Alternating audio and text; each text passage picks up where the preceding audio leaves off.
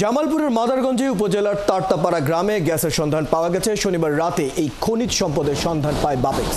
জামালপুর 1 অনুসন্ধান কূপ খনন প্রকল্পের পরিচালক মোহাম্মদ মোজাম্মেল হক বিষয়টি নিশ্চিত করে জানান, আগামী কয়েকদিনের মধ্যে গ্যাসের মজুদ জানা যাবে। আনসারি সুমনের তথ্য ছবিতে বিস্তারিত।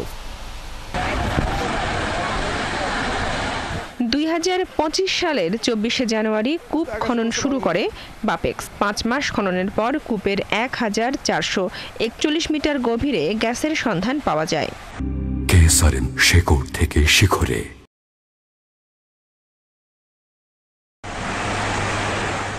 আগামী 72 ঘন্টা গ্যাসের ফ্লো টেস্ট করা হবে।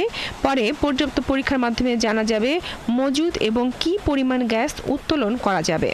তবে প্রাথমিকভাবে কূপ থেকে দৈনিক গড়ে 10 মিলিয়ন ঘনফুট গ্যাস সরবরাহের আশা কর্তৃপক্ষের। এখন আমরা সার্ভিস আমরা গ্যাস দেখতে পাচ্ছি, কিন্তু আমাদের বিভিন্ন ধরনের পরীক্ষা নিরীক্ষা আছে। পরীক্ষা নিরীক্ষার পরে আমরা বুঝতে পারবো আমরা কি পরিমাণ গ্যাস পাচ্ছি এবং এর পরিমাণ কত, এটা আমরা পরে জানতে পারবো। আমরা এই জায়গায় 10 জানুয়ারি আমরা রিগ, যেটা আমরা দেখতে পাচ্ছি, রিগটা আমরা দাঁড় করাছি।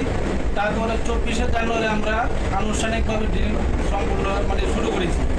গ্যাসের সন্ধান পাওয়ায় খুশি এলাকার লোকজন। মাদারগঞ্জের এই গ্যাস যমুনা সার কারখানা সহ দেশের শিল্প কারখানায় ব্যবহার করলে সংকট কমবে বলে মনে করছেন এলাকাবাসী।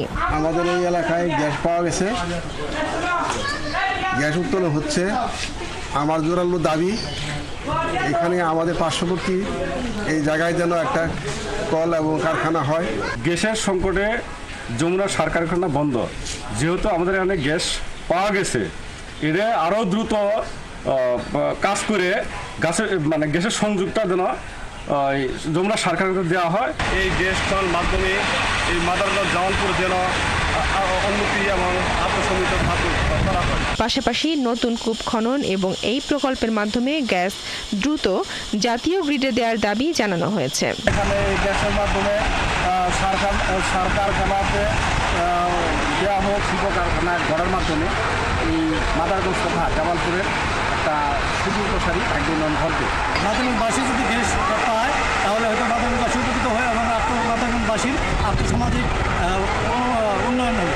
1980 সালে মাদারগঞ্জের তারতাপাড়া গ্রামে গ্যাস উপস্থিতি টের পায় বাপেক্স। পরে ভূতাত্ত্বিক জরিপে গ্যাস পাওয়ার সম্ভাবনা দেখা দেয়। 2017 সালে গ্যাসের অনুসন্ধান শুরু হয়। বনশ্রী হালদার, 71।